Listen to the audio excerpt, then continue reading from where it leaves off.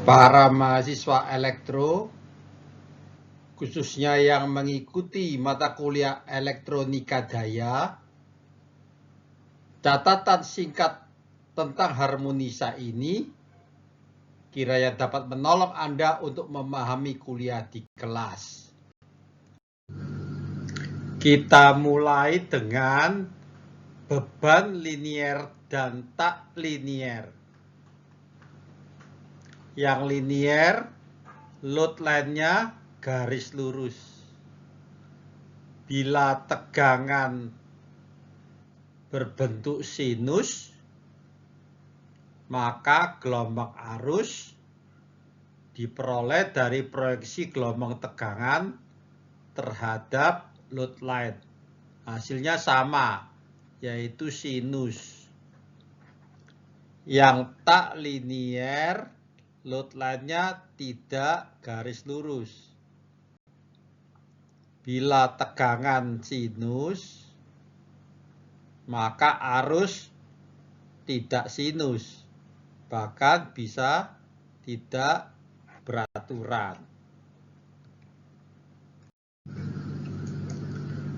Contoh beban linier adalah rangkaian RLC. Nah, kita lihat gelombang tegangan sinus, gelombang arus sinus. Contoh beban tak linier, rangkaian elektronika daya. Kita lihat tegangan sinus, arus tidak sinus. Bahkan bisa terjadi efek balik. Gelombang arus yang tidak sinus membuat gelombang tegangan terdistorsi. Nah, kita akan fokus pada gelombang yang tidak sinus tadi akibat beban tak linier. Nah, gelombang yang tidak sinus ini merupakan penjumlahan dari gelombang-gelombang sinus kosinus dengan berbagai kelipatan frekuensi. Artinya, gelombang yang kiri ini dapat diuraikan menjadi banyak gelombang sinusoidal, yaitu gelombang dengan frekuensi 50 Hz. Nah, dalam hal ini memang 50 Hz dianggap sebagai frekuensi dasar. Lalu gelombang dengan frekuensi 150 Hz, kelipatan 3 dari frekuensi dasar. Gelombang dengan 250 Hz, kelipatan 5 dari frekuensi dasar. Kalau gelombang-gelombang ini dijumlahkan, hasilnya sama dengan yang kiri. Atau kalau ditarik garis, maka titik ini, titik ini, titik ini, titik ini, kalau dijumlahkan, hasilnya sama dengan titik hitam ini.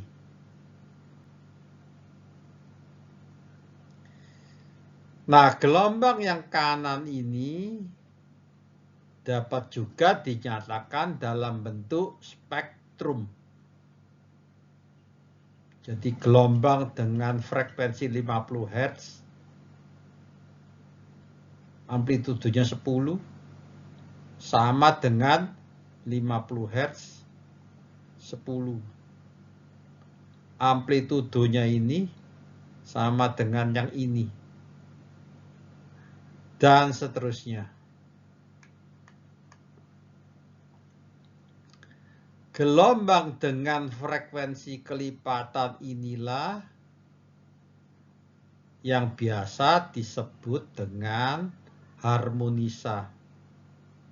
Harmonisa ketiga, harmonisa kelima, harmonisa ke-7, dan seterusnya. Harmonisa ini dianggap sebagai distorsi terhadap gelombang dengan frekuensi dasar atau fundamental. Tingkat distorsi. Tingkat distorsi biasanya dinyatakan dalam THD. THD ini baik arus maupun tegangan merupakan rasio dari jumlahan harmonisa terhadap gelombang dengan frekuensi dasarnya atau fundamental. Kita sekarang akan melihat bagaimana pengaruh harmonisa terutama terhadap daya listrik. Ini adalah rumus dari daya nyata. Untuk daya aktif, maka sesama harmonisa juga ikut dihitung atau dikalikan. Demikian juga dengan daya reaktif. Nah, yang biasa kita kenal dengan segitiga daya, sekarang berubah dengan bertambahnya unsur harmonisa.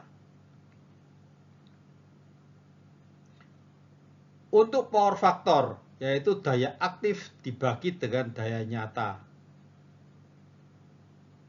Maka terlihat juga adanya pengaruh dari harmonisa. Sehingga power factor yang biasa kita kenal dengan cosinus V, sekarang ditambah dengan unsur distorsi atau harmonisa.